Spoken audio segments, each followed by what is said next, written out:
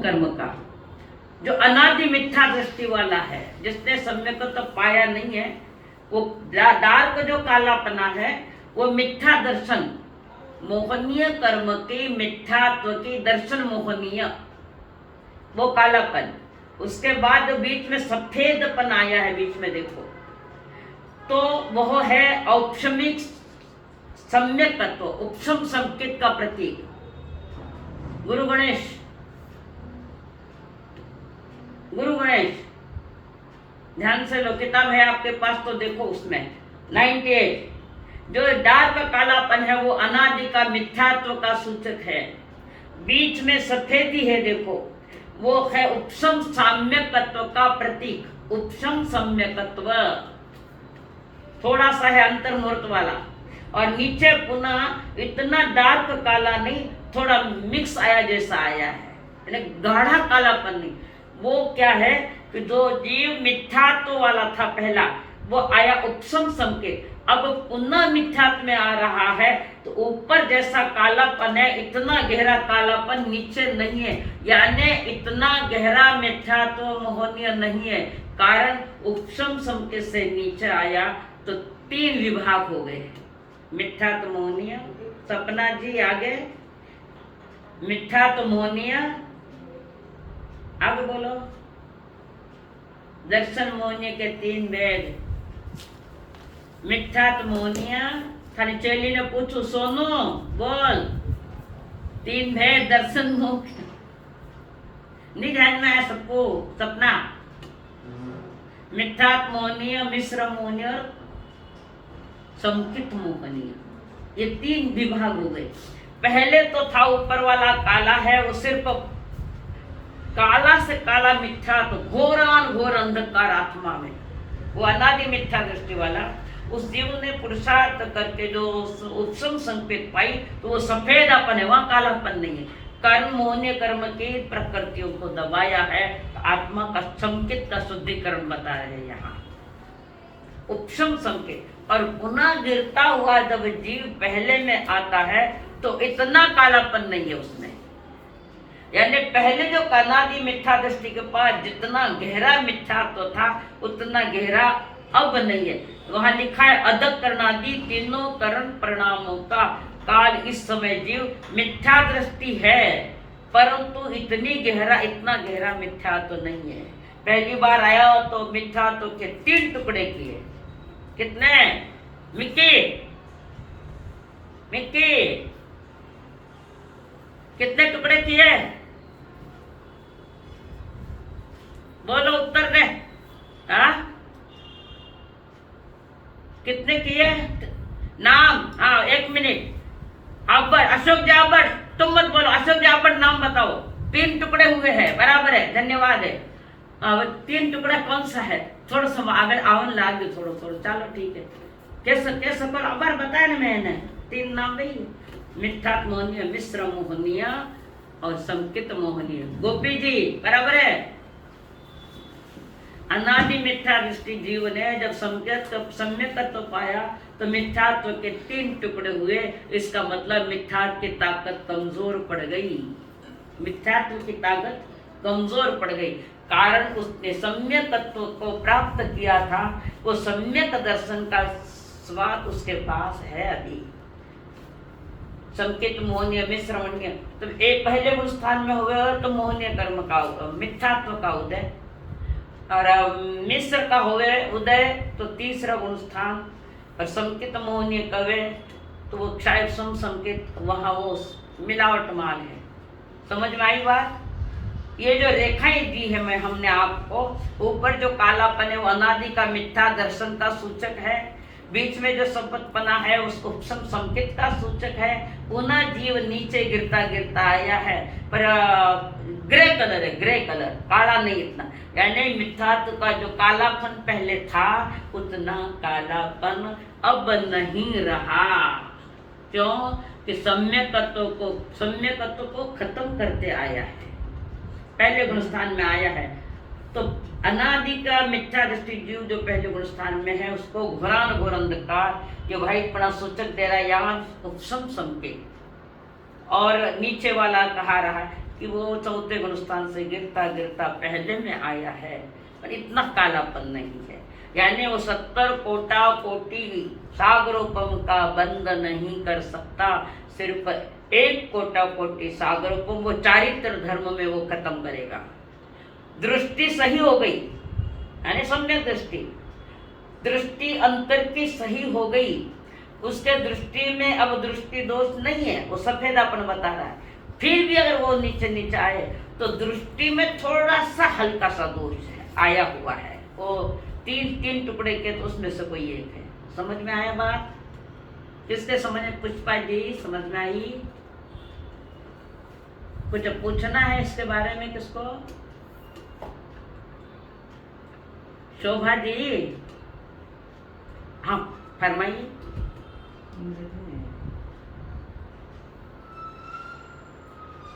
प्रतीक,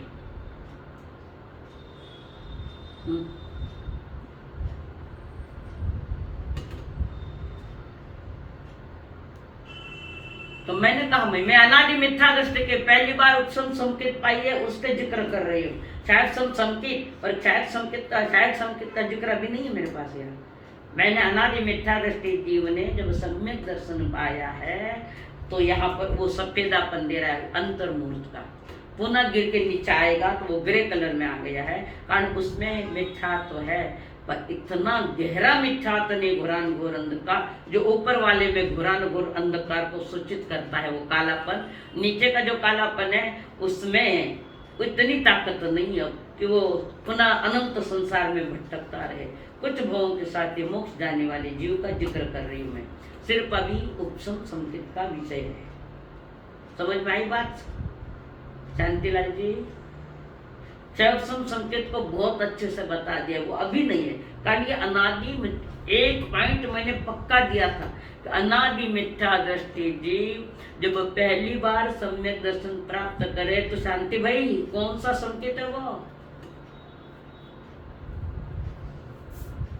हाँ, अब आया समझ में? मैं अनादि मिथ्या दृष्टि वो कालेपन की बात कर रही हूँ, आगे जाकर जब आएगा वो अलग विषय आएगा वहां पर, ठीक है? और हाँ सर,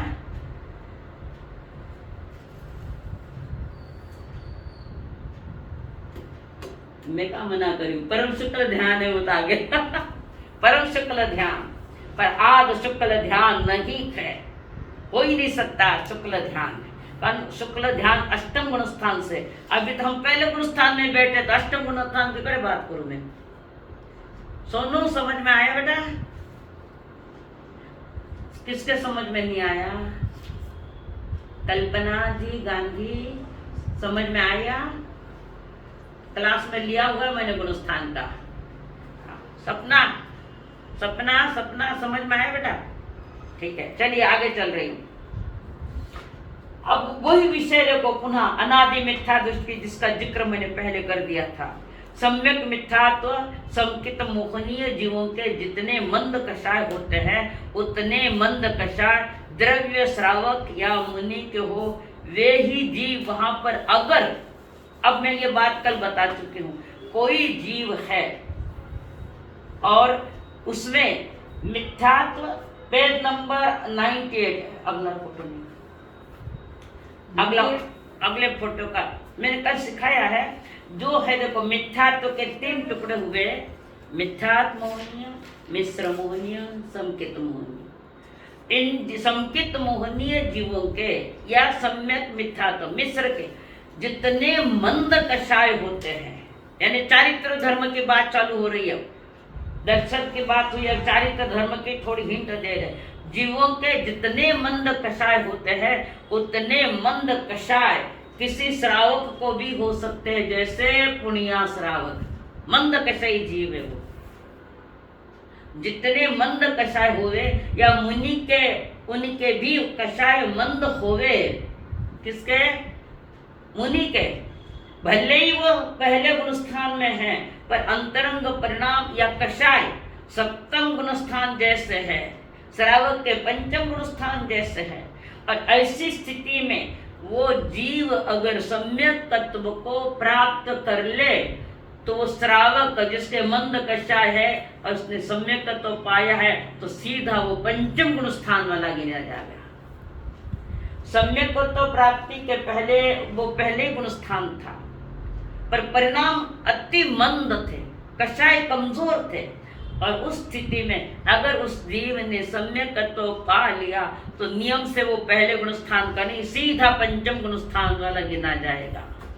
कारण श्रावक के व्रत है उसके पास। और कोई मुनिराज है और वो भी मुनिराज है तो मिथ्या दृष्टि, जैसे वर्तमान पे कषाय मंद है, उनके भी उत्कृष्ट मंद कषाय है, और उस समय उस मुनिराज को सम्यक दर्शन प्राप्त हो जाए तो वो सप्तम गुण स्थान वाला मुनिराज गिना जाता है, अप्रमादी साधु गुण स्थान। तो वर्तमान चारित्र धर्म है, अपने पास व्यवस्थित है चारित्र धर्म, और उस जीव को सम्यक तो प्राप्त हो जाए तो पांचवा गुण स्थान या सातवां गुण स्थान प्राप्त करेगा, और वो फिर सातवां छठा पर कषाय मंद होनी चाहिए, और कदाचित उसको उपशम संकेत की प्राप्ति हुई तो नीचे आएगा, वापस आएगा, भले वापस ऊपर चढ़ेगा।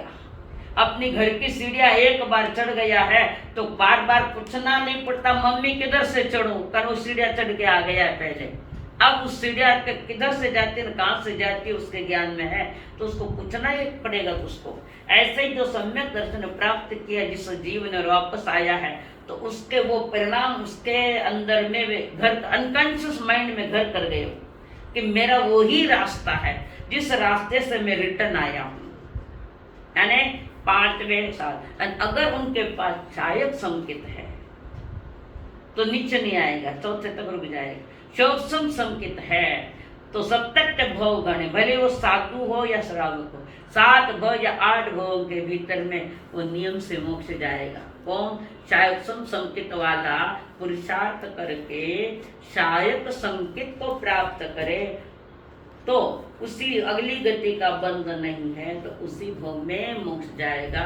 और शायद संकित है तो 7 या 8 भव करेगा, 7 करेगा देवलोक के और 8 करेगा मनुष्य, तो नियम से वो 15 भव के अंतर में मोक्ष जाएगा। अब इसमें किसको कुछ पूछना है क्या? ये विषय हुआ है, फिर भी पक्का करने के लिए हाँ कुछ पूछना है तो बोलो।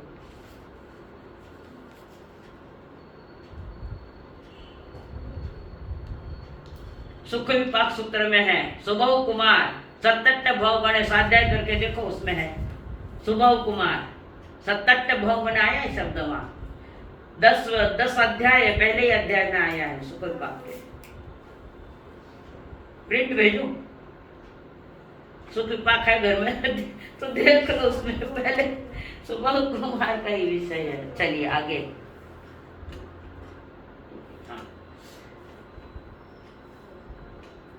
और फिर आगे अपने मंद कषायों से पंचम या सप्तम गुण स्थानवर्ती औपशमिक सम्यकत्व के प्रथम उत्पत्ति में 4, चौथे, 5वें या 7वें गुण स्थान में होवे सम्यकत्व की पुनः प्राप्ति।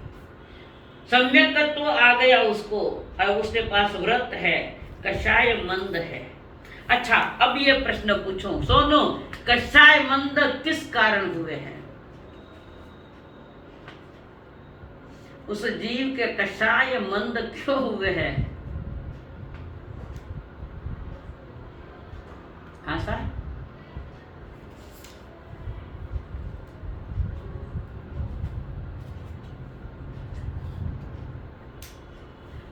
अभी वो सम्यक दर्शन को जान नहीं रहा है, पर उस जीव के पास कषाय मंद है। कौन बता? पुष्पा जी, कषाय मंद है, नहीं मालूम? अच्छा, आप खोपड़ी में भरो, चलो 2 मिनट। आप बोलो कोठारी, आपको कुछ जानकारी इसकी? शोभा जी, कषाय मंद क्यों है? आवाज नहीं आ रहा, आवाज नहीं आ रहा, आवाज नहीं आ रहा शोभा जी।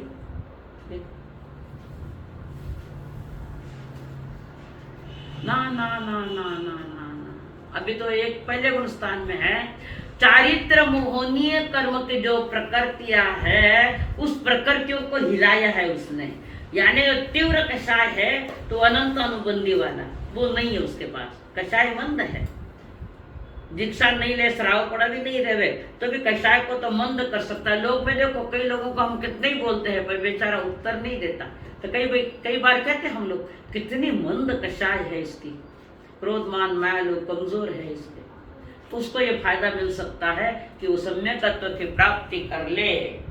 तो 4, 5, 6 ये गुण स्थान उसका है। 4, 5, 7 नहीं, 5, 6, 7 किसी भी गुण स्थान में। कारण परिणाम जो चारित्र गुण के जो परिणाम है उसके पास उत्कृष्ट है, पर सम्यकत्व नहीं है। और इस कंडीशन में सम्यकत्व की प्राप्ति हो जाए तो जो पंचम गुण स्थान वाला गिना जाएगा, या कोई सप्तम गुण स्थान वाले परिणाम है तो सप्तम गुण स्थान वाला गिना जाएगा। सम्यकत्व ने ठेठ आपको भेज दिया ऊपर आगे। आपके कषाय कमजोर है तो आत्म परिणामों में कषायों की इतनी तीव्रता नहीं रहती, और उसमें वो जीव अगर सम्यकत्व प्राप्त करे तो मोक्ष मार्ग का पक्का तैयार वो है श्रावक। समझ में आया? किसके समझ में नहीं आया पूछिए, फिर मैं आगे चल रही हूं। श्रुत ज्ञान, श्रु यानी श्रवण किया है, त यानी तल्लीनता, तल्लीन होकर सुनना यानी तल्लीन होकर सुनना, यानी मन वचन काया को एकत्रीकरण करके, मन वचन काया तीनों का एकीकरण, और तीनों से ही मन से भी वो श्रुत ज्ञान का चिंतन चल रहा है, वाणी से भी श्रुत ज्ञान की बात बोल रहा है, और काया से भी श्रुत ज्ञान की आज्ञा से चल रहा है। तो अपन एक चित्त बंधु हो, एक चित्त बने, मन वचन काया तीनों को एक करके वंदन कर रहा हूँ, मन वचन काया को लेकर एक चित्त। यानी यहाँ मन भी उस श्रुत ज्ञान में लगा है, वाणी भी श्रुत ज्ञान की बोल रहा है, और काया भी श्रुत ज्ञान की आज्ञा से आगम आज्ञा के अनुसार वो काया का उपयोग करता है। तो यहाँ श्रु यानी श्रवण करता है, तो यानी तल्लीनता से करता है, और ज्ञान यानी तल्लीन हो सुनना।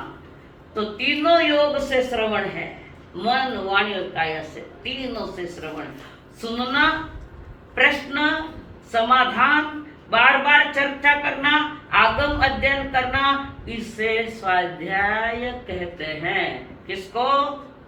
सुनना। शास्त्र अभ्यास की महिमा है शब्द या अर्थ की दृष्टि से वांछना।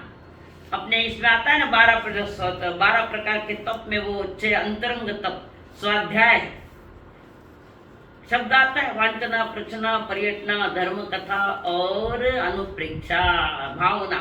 वो यहाँ आए शास्त्राभ्यास की महिमा बता रहे, शब्द या अर्थ की दृष्टि से वांछना, सीखना, उपदेश देना, विचारना, सुनना, प्रश्न करना यानी चर्चा, धर्म चर्चा।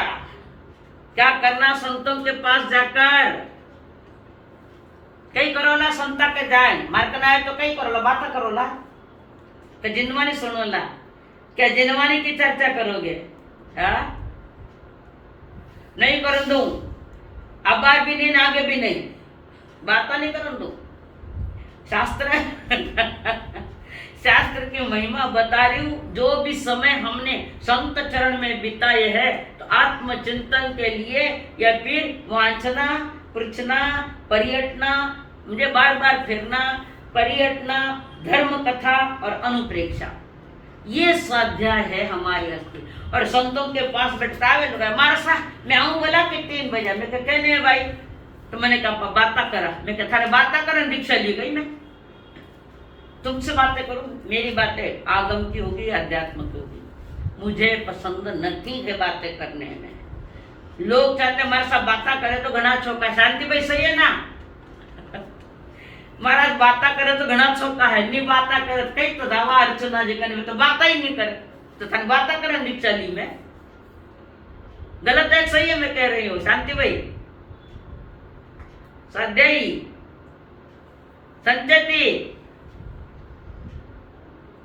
बाता करने के कई करने हैं, ये बाता करनी, श्रवण, मनन, अनुभवन, चिंतन, उसके साथ वांचना, सीखना, उपदेश सुनना, विचारना, सुनना, प्रश्न समाधान, बार बार चर्चा करना, जैसे मैं आपके साथ गुणस्थान की बार बार चर्चा कर रही हूं, ये है अंतरंग तप।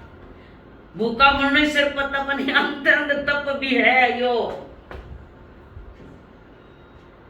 मैं क्या समझ में आई कि नहीं? क्या अब क्या करोगी? बातें करोगी? मेरे पास है तो बात मिलना नहीं, बातें तो बाता वास्ता तो घरे रही जो सीखना होता है। जो देखो मैं अभी वही काम कर रही हूँ, गुणस्थान वांचना प्रश्न चल रहा है ना। ये है शास्त्र की महिमा, शास्त्र अभ्यास की ये महिमा है। शास्त्र अभ्यास की महिमा जिसके होने पर जीव परंपरा से आत्मा का अनुभव दशा को प्राप्त करे, यानी आत्मा की अनुभूति होवे। और जब आत्मा की अनुभूति हुई उसका नाम है सम्यक दर्शन। किसका नाम? कि उनके पास बैठकर आत्मा का अनुभव हुए, आत्मा अनुभव, तो उस दशा को प्राप्त करने वाला जीव सम्यक दर्शन प्राप्ति के साथ मोक्ष मार्ग उसने पकड़ा है। चौकल आगे ना सुनो ने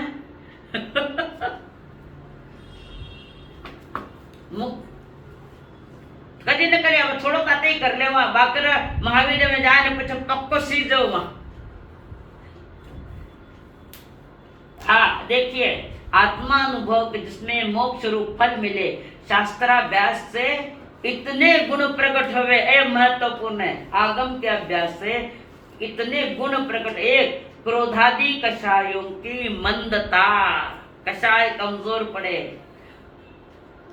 क्रोध आदि मंद हो जावे, इंद्रिय विषयों की प्रवृत्ति रुके, सुनना, देखना, सूंघना, रसना और स्पर्शना, काया, इनके जो विषय है वो कमजोर पड़े। 5 इंद्रियों के विषय जो अशुभ में है वो शुभ में आ जाएंगे। 5 इंद्रियों के जो विषय है ना, उनका जो कार्य है, विषय उनका जो कार्य जो अशुभ में था वो शुभ, उसी का नाम है संयम या उसी का नाम है दीक्षा। ये है जो पहले दिन दीक्षा देते ना, कुछ दिन 7वें दिन बड़ी दीक्षा दे, तो ये उसके साथ होना चाहिए। आगे, मन में एकाग्रता का अभ्यास होवे, हिंसा दी 5 पाप नहीं हुए। हिंसा, झूठ, चोरी, कुशील और परिग्रह, इसका पाप कम पड़े। स्तोक यानी अल्प ज्ञान होने पर भी, कितना, थोड़ा सा भी ज्ञान होने पर भी त्रिलोक के 3 काल संबंधी चराचर पदार्थों का जानना हो जाए। ज्ञान कितने महत्वपूर्ण नहीं, ज्ञान हो पर कितना ज्यादा हो ये सब कोई विषय नहीं है। कारण एक ही सिर्फ एक ही शास्त्र के एक गाथा ने केवली बना दिया। कौन? मास्तुस मुनि। आटे तो 32 शास्त्र कंठस्थ है तो ही ठिकाणों को नहीं, और एक गाथा ने केवल ज्ञान में पहुंचा जाए। एक गाथा को याद करने 12 वर्ष लग गया, 2 लाइन की एक सूत्र, और 12 वर्षों में कर्मों की 12 बजा दे, मोक्ष में केवल ज्ञानी बन गया। ज्ञान थोड़ा भी हो तो यानी अल्प भी चलेगा, पर उसका परिणाम जो अंतरंग परिणाम जिसको हम चारित्र धर्म कहते हैं वो उत्कृष्ट होना चाहिए। कषायों के मंदता, क्रोध नहीं है तो वो विनय भावना दी जागे, 10 यति धर्म। आगे, आत्मज्ञान सन्मुख होवे, हेय उपादेय का ज्ञान, और अधिक ज्ञान होने पर जीवन का परमानंद प्राप्त करते वो है केवल ज्ञान। अब इसमें किसको कुछ पूछना है कि जो अभी बताया मैंने, शास्त्राभ्यास की क्या महिमा है। बार बार शास्त्र पढ़ो, आगम पढ़ो, उसकी महिमा क्या है, ये जो आप मैंने अभी अभी आपको जो बताई है, इसमें कुछ पूछना है क्या? जिसको पूछना है तो पूछे। आवाज नहीं आ रही है शांति भाई?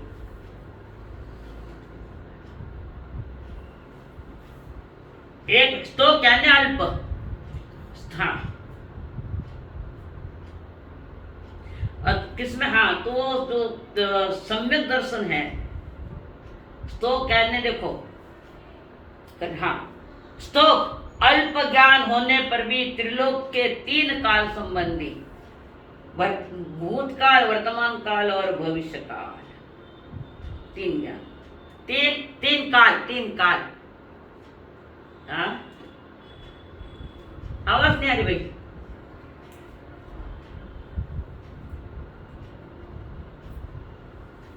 हाँ, तो ये इनकी जो बात है कौन सी, 1 मिनट, इनके पास जो 3 काल की बात आ रही है वो अल्प आ रही है, पर केवल ज्ञान की पूर्ण है, वही पूर्णामित्व को देता है।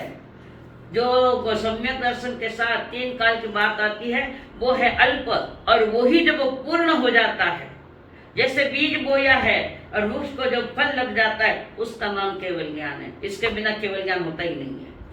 अल्प ज्ञान आत्मानुभव आगम अध्ययन, इसके बिना किसी को कभी केवल ज्ञान नहीं है। श्रुत ज्ञान बिना केवल ज्ञान होता ही नहीं, इतनी निश्चय डंके की चोट है। समझ ज्ञान बिना केवल वो है बीज। खेत में बीज नहीं बोया है, फल सीजो तो कटवाए ना, फल खाए, बीज तो बोया ही कोई। और बीज बोया है तो घबराओ मत, उसी का फल आएगा, उसका नाम केवल ज्ञान। जिसके पास श्रुत ज्ञान है, इसलिए मेरे व्याख्यान के पीछे लिखा हुआ रहता है श्रुत ज्ञान का झरना। श्रुत यानी सुनना, और सुनने में शब्द उपयोग है, तो श्रवण में ही शब्दों का प्रयोग होता है। तो शब्द सिर्फ श्रुत ज्ञान में, 4 ज्ञान में शब्द नहीं है, भले वो केवल क्यों नहीं हो जाए। उनकी देशना में निकलेगी तो खंड खंड करके निकलेगी।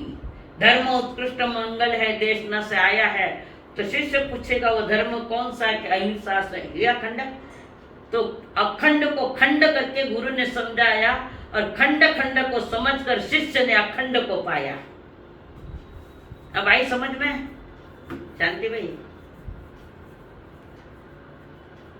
गुरु के पास अखंड ज्ञान है, पर गुरु ने उस ज्ञान को खंड खंड करके शिष्य को सिखाया है। क्यों कि शिष्य अल्पमति वाला है, कमजोर है, अल्पमति है, बुद्धि तीव्र नहीं। तो धर्म कौन सा का है, तो फिर वो बताएंगे अहिंसा, संयम और तप। और खंड खंड को बताया, और उसका उपयोग करके शिष्य भी अखंड में चला गया, यानी केवल ज्ञान में चला गया। अब आया समझ में? हाँ, कुछ पूछ रहे हैं, मिनट 10 मिनट। हाँ, किसका समझ में नहीं आया? समझ में आई बात? पूछना है कुछ? गोपी जी, अशोक जी, अब किसके समझ में नहीं आया तो वापस बता दूं। हाँ हाँ, बोल सपना। हाँ बोलो ना। तो हमारी केवल ज्ञान की परंपरा, केवल ज्ञान की परंपरा भी अनादि की है, श्रुत ज्ञान की परंपरा भी अनादि है, जिन धर्म की परंपरा भी अनादि है। वर्तमान में महाविद्या में सब कुछ मिल रहा है, भरत ऐरावत काल का प्रभाव है। हाँ, अब समझ में आया सपना? वापस बोलो, प्रश्न नहीं समझ में आया तो। ठीक, बहुत बहुत धन्यवाद बेटा।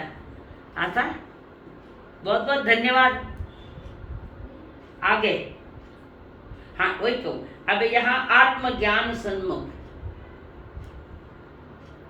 ठीक है, पच बात करूं, टाइम जाएगा। और इसमें ज्ञानाभ्यास के कारण हेय क्या है, ज्ञेय क्या है, उपादेय क्या है, इसका विभाजन होने लग जाता है। हेय यानी छोड़ने योग्य, जैसे जीव उपादेय है तो अजीव छोड़ने योग्य है, यानी ज्ञेय है, जानने योग्य है। 9 तत्वों का विभाजन मैंने करके बताया है, ज्ञेय उपादेय। जीव संपूर्ण उपादेय, अजीव ज्ञेय है, जानने योग्य। और तीसरा हेय क्या है कि अपना आश्रव बंध संपूर्ण हेय है, यानी छोड़ने योग्य है। संवर निर्जरा किसी अपेक्षा, साधन की अपेक्षा, साध्य को प्राप्त करना है तो संवर निर्जरा का आधार है हमारे पास, तो वो कुछ उपादेय है। जब तक साध्य की प्राप्ति नहीं हुए तब तक संवर निर्जरा चलेगी। और मोक्ष हो गया तो कोई संवर है ना कोई निर्जरा है, कुछ नहीं, कोई रहा ही नहीं कुछ है। और मोक्ष किसकी अपेक्षा उपादेय है, पर वो मोक्ष कहाँ से निकलता है कि जीव क्या आत्मा से ही निकलता है, वो केवल ज्ञान। इसलिए जैसे हमने आत्मा कोई जीव को ही संपूर्ण उपादेय मान लिया, तो केवल ज्ञान की लहर उस जीव से निकलती, उसके ज्ञान गुण से उसमें आ गया है। हाँ, अब कुछ पूछना है और? तो श्रुत ज्ञान बीज है, और केवल ज्ञान उसका फल है, और उस फल को लेकर जीव चलता है सीधा मोक्ष मार्ग, वहां मोक्ष का फल उसको मिल गया, वापस ये माता पूरी नहीं, परमानंद इसको कहते हैं। हाँ, शास्त्राभ्यास की एक विधान, ध्येय ज्ञेय उपादेय का ज्ञान, अधिक ज्ञान होने पर आनंद, यानी वो केवल ज्ञान, पवित्र ज्ञान या सम्यक दर्शन पूर्वक सम्यक ज्ञान, वो भी उतना ही महत्वपूर्ण। बीज नहीं तो केवल ज्ञान कहां से आएगा। आगे विशेष पुण्य बंध हुए, जब तक सम्यक दर्शन नहीं हो जीव विशेष पुण्य बंध काम करता है, और उसमें सम्यक दर्शन है, तो अब वो आगे जीव एक तरह से आगे चल रहा है, परिणामों में अंदर से शुद्धि, विशेष शुद्धि होने लग जाती है पंचम गुण स्थान से। पंचम गुण स्थान से विशेष शुद्धि चालू हो गई, वो चारित्र धर्म चालू हुआ है। और इधर बाहर में महाव्रत या अनुव्रत पालन कर रहा है, साधु समिति युक्तियों का पालन कर रहा है, तो वो तो तुम्हारा पुण्य बंध देगा, और वो पुण्य तुम्हें आगे बढ़ाने में सहयोग देगा। पुण्य मोक्ष, पुण्य से मोक्ष नहीं होता है, पर वो आधार बन गया।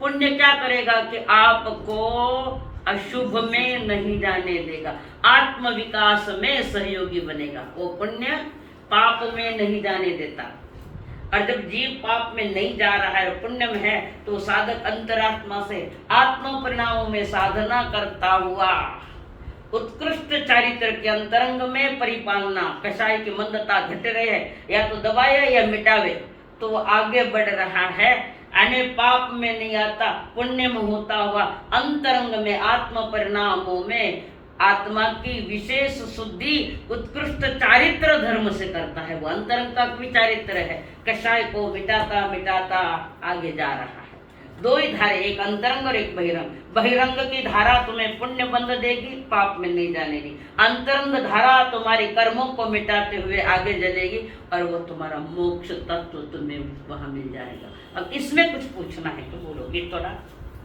है ये बताया हमें वही है, पूछना है तो पूछो।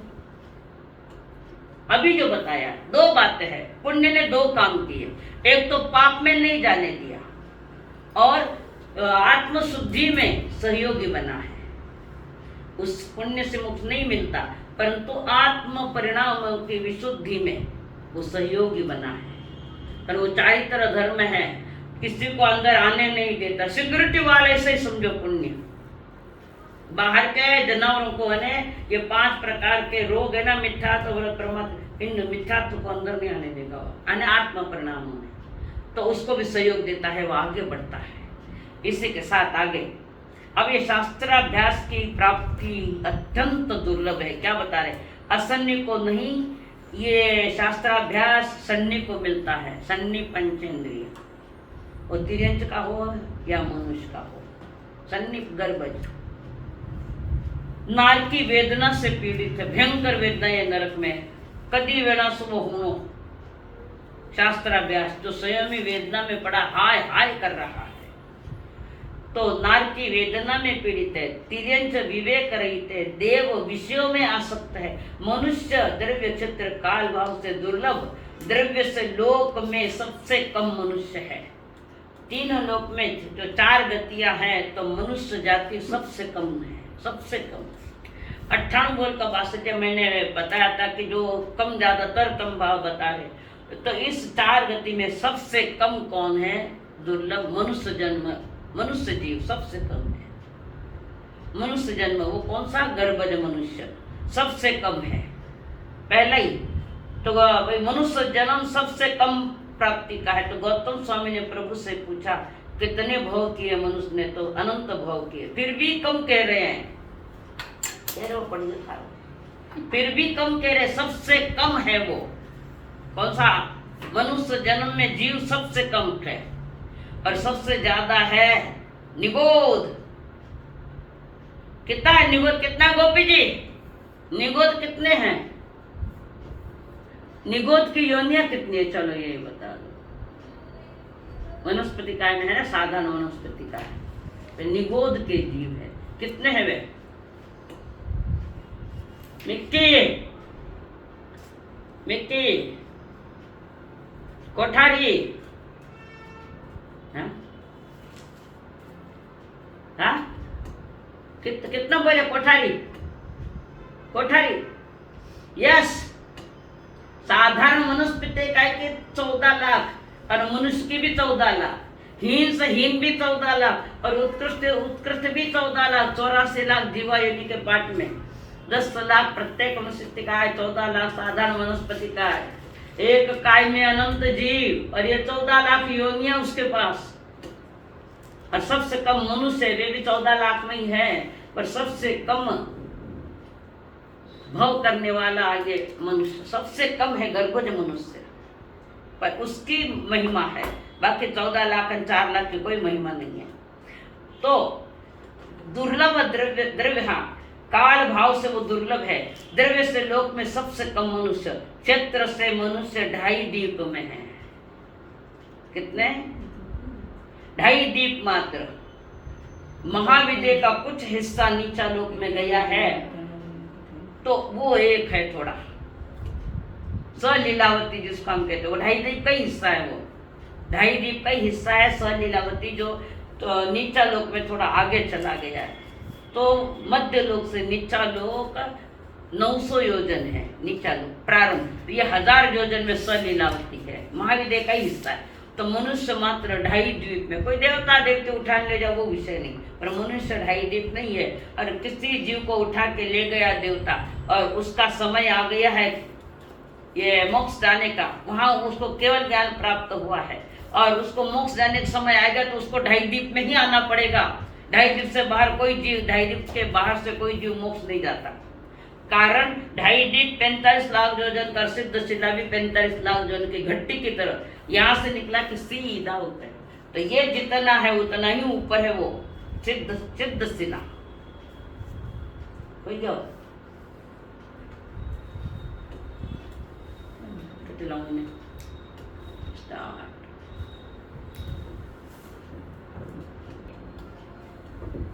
मनुष्य पर्याय तो कदाच मिल, हाँ, 2.5 दीप मात्र काल से मनुष्य पर्याय की अपेक्षा पृथकत्व कोटि पूर्व, पृथकत्व यानी 2 कोटि से लगाकर 9 कोटि तक, उसको पृथकत्व कहते हैं।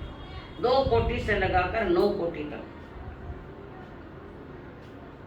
और भाव से तीव्र शुभाशुभ पने से रहित ऐसे मनुष्य अवस्था वाले कारण वाले परिणाम अति दुर्लभ, यानी जो 8 बोलों की प्राप्ति है, मनुष्य जन्म, आर्य क्षेत्र, उत्तम कोण, परिपूर्ण इंद्रिया, निरोगी काया, लंबी आयु, संत समागम, शास्त्र श्रवण, ये 8 बातें दुर्लभ है पर आपको मिली है। आगे आपका विषय आएगा श्रद्धा और संयम। तो देखो ये बातें यहाँ ये बता रहे हैं, उत्तम निवास यानी आर्य क्षेत्र, उच्च कुल, लंबी आयु, इंद्रिय सामर्थ्य, निरोगपणा, परिपूर्ण इंद्रिया जिसको हम कहते हैं। इंद्रिया भी अगर परिपूर्ण नहीं है तो उसको केवल ज्ञान नहीं हो सकता, इंद्रिया भी परिपूर्ण चाहिए। सुसंगति, धर्म रूप, आपके अभिप्राय, बुद्धि की प्रबलता की प्राप्ति पुनः उत्तरोत्तर महादुर्लभ है, अति दुर्लभ है। शास्त्राभ्यास मिलना वो भी अति दुर्लभ है। करो कराओ, मानसिकता स्व की पर की अच्छी बनाओ कि हमें गुणस्थान अच्छी तरह से सीखना है, ऐसी मानसिकता बनाओ। समझ में आया? सबका भला हो, सबका मंगल हो। कुछ पूछना है इसमें आपको? अभी 5 मिनट देती हूँ मैं, पूछना है तो पूछो। हाँ सर बोल।